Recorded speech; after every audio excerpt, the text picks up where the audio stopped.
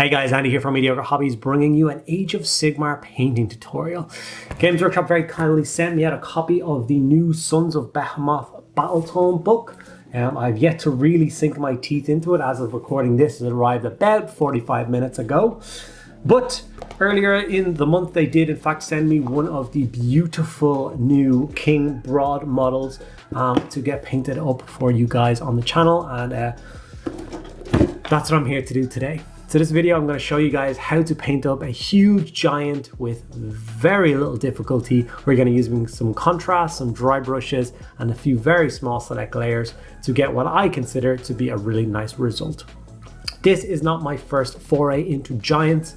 My giant collection already has the 3 original Mega-Gargants plus 6 of the small man-eater gargants in my list. So I'm well versed at painting giants, so I cannot wait to show you the techniques that I use to get them all painted. So guys, sit back, relax, and enjoy the video. Okay guys, and here he is, King Brodd in the flesh. Obviously I assembled the model. I used some PVA glue and sand for the base so it would match the rest of my Sons of Behemoth army. I gave him a quick spray of Chaos Black, and then of course went all over him with Grey Seer. To begin the skin, I used Dark Oath Flesh Contrast, and I applied this all over the skin on this model. Some of you may be watching right now and think you're an absolute madman for not doing sub-assemblies. I haven't done sub-assemblies on any of my Sons of Behemoth so far, and with the techniques that I do in this video, I don't think it's really necessary. It just slows down the process in my mind. Obviously you can do things like, I do wish I left his big hammer off, so that's just a wrist connection onto 2 arms, but that's just for the sake of filming. You'll notice throughout this video that sometimes as I'm turning the miniature around, the camera likes to focus on the head of the hammer, which will of course take the focus away from the thing that I'm actually painting, which is an absolute pain. So I do apologize if that happens throughout the video. But I didn't really have any difficulties painting him. Like I said, this is a video on how to get this guy painted up very quickly with simple, easy to follow techniques, so you too can get your Sons of Behemoth army on the table without too much stress. I know these big models can seem kind of daunting, so hopefully by the end of this video you will be less daunted and more willing to jump in and give it a go. So here it is with the Dark Oath Flesh applied all over the skin. Looks kind of rough and ready right now, but we are going to be doing 3 stages of dry brushing, starting from heavy and getting lighter and lighter on the skin to really make it pop. I'm going to be using the Artist Opus Series D brushes for this, and you can use any dry brush for it, to be honest, but I really like the stiff round ends on the Artist Opus brushes, which mean it's perfect for this. So the first one is Cadian Fleshtone, and this will be the heavy dry brush on the skin. Now I say heavy, I don't mean have a lot of paint on the brush. You want very little paint on the brush like a normal dry brushing, but you want to go back over the area again and again until you get the color and the consistency that you're happy with. So already you're starting to see a big difference in the skin from that kind of mottled effect from the contrast to looking like some rough and ready giant skin. Like I said, you'll notice I'm going back and forth over the knee and calf and bits like this until I get to the stage that I'm happy with. So you can see the difference between the 2 legs here. That's what I want from the first dry brush. I'm not going to fill in any of the detail, none of those lines or creases in the skin. I want those all to be still visible, but I want the skin to be brought up to a nice bright stage. Same thing again, we're going to work on the face here. Like I said, because of the round end on the brush, it's easier to kind of push in and get at areas. The flat end dry brushes might be a little bit problematic with this, but I have used them before for some of my other giants and it did work out just fine. From here we're going to move over to the second stage of painting, and this is the Kislev Flesh. Same again, round ended dry brush, but this time we're going to be lighter. We're not going to give it as many passes over the skin. We're just trying to hit more of the raised areas.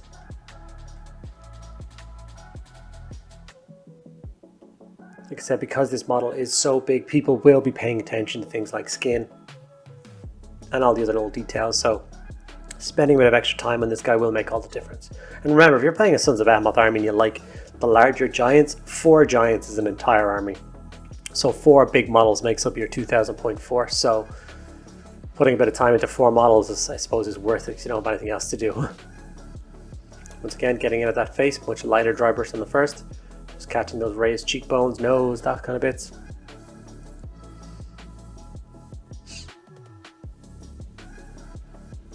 This model was an absolute nightmare to keep in frame for the camera. As you can see, I've got in behind his hammer and everything like that, no problem. Flayed One Flesh was the last dry brush we used on the skin, and as you can see how light I'm going with this.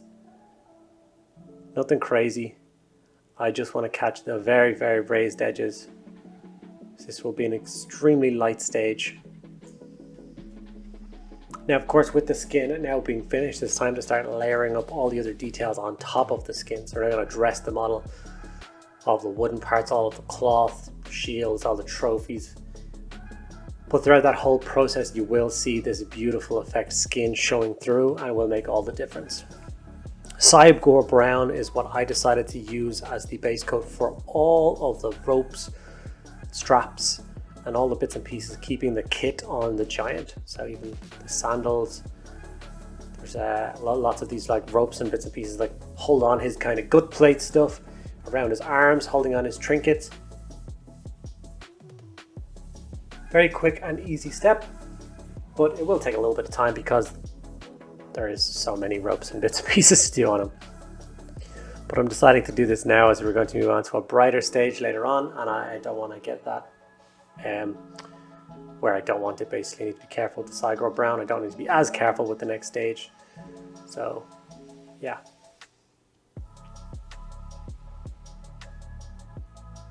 There you can see all the straps done around his arms, around his shin armor. Simple step, but it'll make it easier moving forward. From here, we're going to move over to Flesh Tear's red contrast. Now, King Brodd has a lot of red cloth, and in my head, I'd like to imagine the story that he saw some glorious general of some army having a big billowing red cloak, and his giant brain has associated the color red with the color of leadership and royalty. So obviously he's a king, so he demands all of the red cloth to be collected off of battlefields at the end of a fight, and they are stitched together to make up his attire. So all of the cloth, straps, all the ribbons, everything on my King Brodd are going to get the red treatment. So Flesh Tear's red across all of those bits. I was worried if it was going to be too much red across the miniature, but I did really like the result, especially at the very end. He stands out from the other giants in my collection, but it doesn't look out of place. He doesn't look bizarre. He just fits in nicely. So here's the Flesh Tear's red being applied. As you can see, I apply it quite a lot, and then I just kind of pull it away from where I don't need it. This stops any of the weird streaking or any of the bizarre pooling. You do just get a nice smooth coat of contrast across the areas that you want it.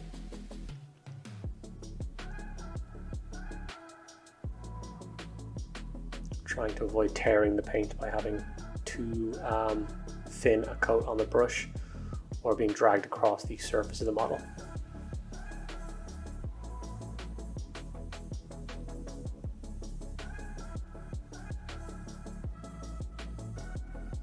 And here's all the red applied.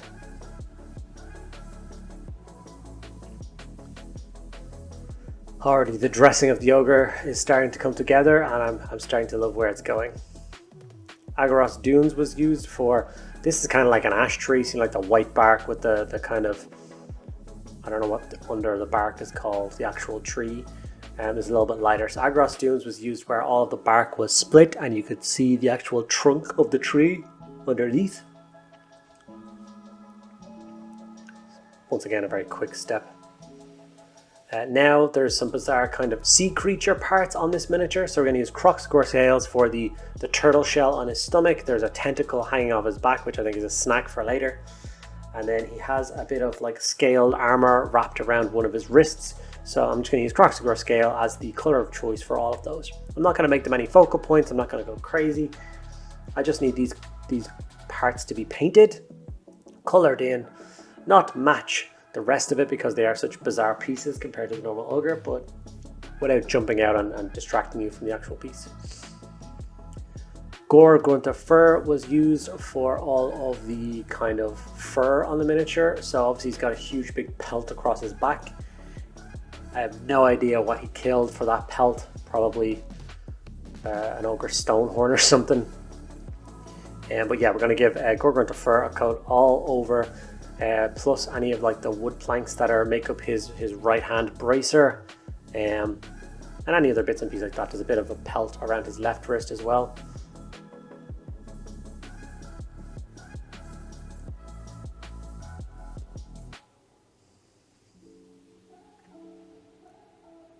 Skeleton Horde was used for all of the bone parts of the giant. So obviously he's got a huge big skull around his head.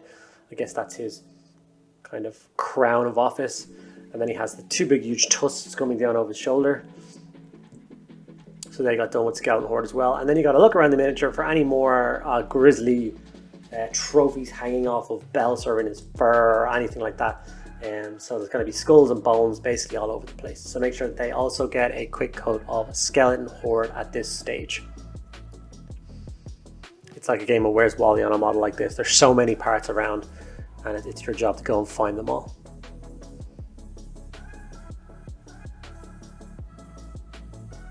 Skeleton Horde really did a wonderful job at base coating in the bone.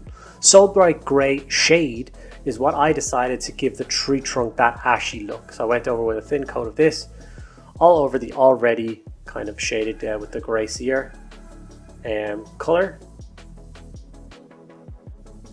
I don't think the grey Seer was the right tone, but the Soulblight shade definitely pushed it to the right, where it looked like that white barked tree. I think it's ash trees that are white barked, but I could be wrong. What am I, a treeologist? I don't know. At this stage we used Rattling Grime, another one of the new contrast paints, for a bunch of the parts that were left on the miniature. So his beard, the shields hanging off his stomach, and I gave the backboards of those this Rattling Grime, and then the head of his mighty hammer, which looked to be some sort of old statue. I decided to start with a really dark Rattling Grime color, and it worked a treat. Because the head of the hammer is kind of got so much detail in it with all of those kind of bronze plates hammered around it, I didn't want to go for like a bright gray and then have bright bronze over it. I thought it would look a little bit too colorful, and I just wanted one section of it to stand out, which I decided was going to be the brass plates.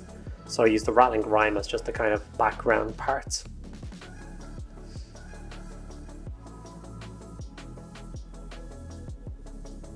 Time for Balthasar Gold to be used as the base coat for any of the gold parts on the miniature. So he's obviously got rings on his hand, which actually turned out to be all crowns. And then, like I said earlier, all of the bashed copper or bronze or whatever it is that's keeping his hammer head on his tree and keeping it strong is going to get a coat of that Balthasar Gold. I also did the trim on the shields and stuff, and the detail work on the shields that are around his stomach, around his waist. There's some swords, hilts, pommels, all those kind of bits and pieces. Just once again, like a Where's Wally session, try and find all the bits of trinkets that he's taken off of fallen heroes and get them in with a little base coat of gold.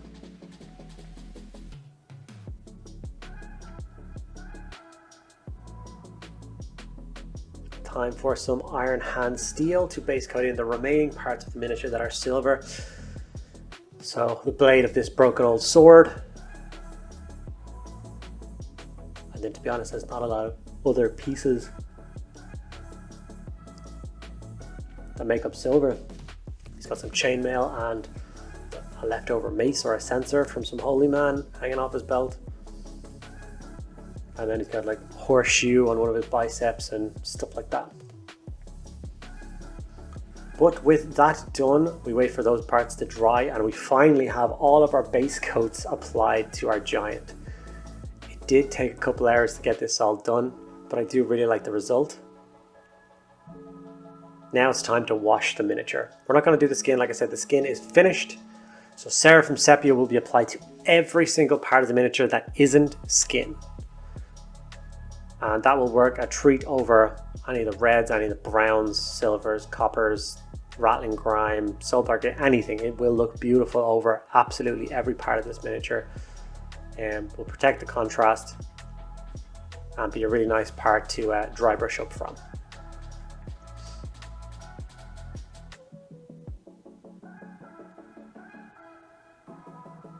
As you can see how it looks over red, even over the crazy teal color. which, like I said, I'm trying to push into the background. I want it to be painted, but I don't want it to be, you know, a really gaudy color sticking out from between this ogre paint job. Keep calling me an ogre. This giant paint job. So the shade here will do a great job of kind of blocking that back. And then even over the ash tree, the sepia will work a treat, bringing more natural tones into it, a bit of life, a bit of warmth, but it's not going to overpower it. Obviously, I'm using the new Seraphim Sepia shade, the smaller pot, kind of weaker consistency.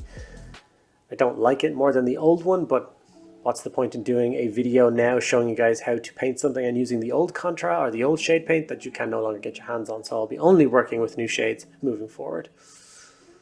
Here it is with all of the shade dry. I've also took the opportunity while the shade was trying to get the miniature base like the rest of my Sons of Behemoth, which is just a grey scheme. Now for the magic trick.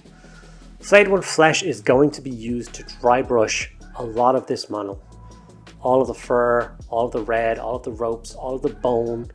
You may think I'm crazy, but just watch the result of a light kind of bony color scheme. You could use Screaming Skull, Ushabti Bone, Pallid Witch Flesh, whatever color you want that's in that kind of vein, and give the model a light dry brush of bone. This saves an immense amount of time. Like, this is not something that's supposed to be super clean and super presentable. It is a giant, you know, he sleeps on the ground, he fights all day, absolutely no personal hygiene, doesn't clean his clothes, or if you call what he wears clothes.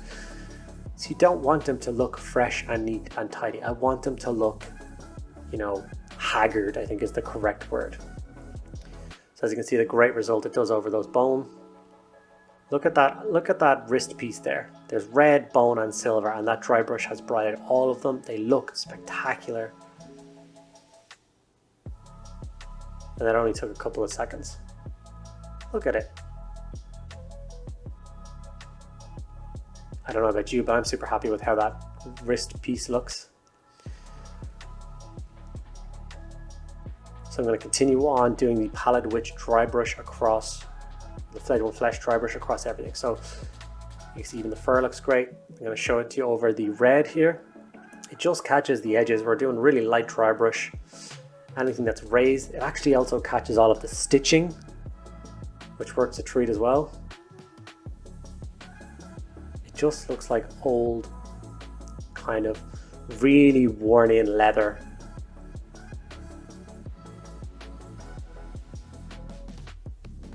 I could have sat here with a layer of red paint and layered up all of the red, which would have taken 2 hours. And I could have gone in and layered up all of the fur, which would have taken an hour and a half. And then I could have gone in, you know what I mean? Like, you have to make the decision yourself as to whether you want to spend 2 weeks painting a giant or whether you want to spend 2 days painting a giant. So here it is with all of the dry brushing done.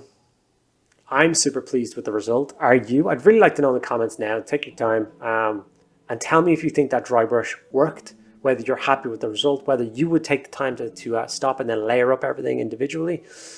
It's up to you, personal choices, but I would love to hear what you have to say.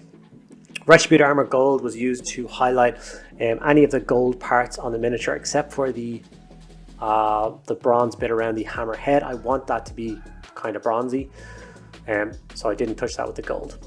I want to highlight that with the Iron Hand Steel now. So any of the old nails, horseshoe, any of those other silver bits now need to get a quick layer going back to the Iron Hand Steel, and then across all of the bronze bits across the top of the hammer. Just a few scratchy highlights.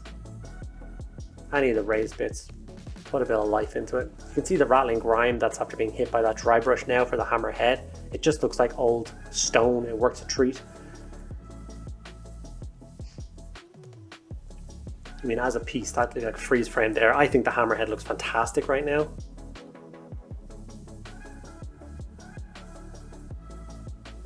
You can see his wrist greave with that kind of weird sea creature skin. Also the dry brush did a great job on that.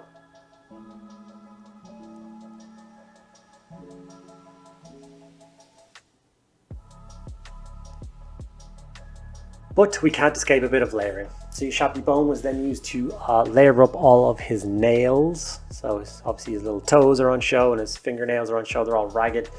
So a quick highlight on those. I also use Sepia to cover those up as well. Any of the bones inside the fur, as nice as the dry brush across the fur was, having the bones and the fur be exactly the same shade over dry brush just looks really lazy. I know what we did was pretty lazy, but it works a treat. So spent a little bit of time highlighting all the bone. Then I went in on his teeth. Once again, they're kind of focal points, so I want to highlight them a little bit. And with that, I give you King Brodd, ready to smash down the cities of Empire, dwarves and elves, to feast, ransack, and destroy. What a model. Okay guys, there we have it. A King Brodd built and painted in no time whatsoever. Now when I say no time, of course we're going to take that with a pinch of salt. It is not like a normal 28mm scale miniature. Every base coat, every stage is going to take a little bit longer to do, like putting on the red with contrast took me about an hour because there's so many bits and pieces, so many bits of detail to do and make sure I didn't hit anything else. So you still will have to dedicate an afternoon, kind of an evening, maybe a weekend to getting this beautiful miniature built and painted. If you did like the video, make sure you give me a thumbs up below. If you have any questions about Giants, Sons of Behemoth, or anything I did in this video, put it in the comments below and I will get back to each and every one of you guys. If you're interested in supporting the channel, the easiest way that you can do that is hit that subscribe button below. If you'd like to support me even further, there's links to things like my Patreon below. That will get you access to a private Discord server where you can chat to me about hobby each and every day. We have things like community showcases over on Twitch. Of course, we are going to be starting off our first Discord Mediocre Hobbies painting competition for the Christmas period soon, and I'm very excited for that. So if you want to get involved with that, check out the Patreon. Thank you guys so much for watching to the end of the video. I'll see you in the next one.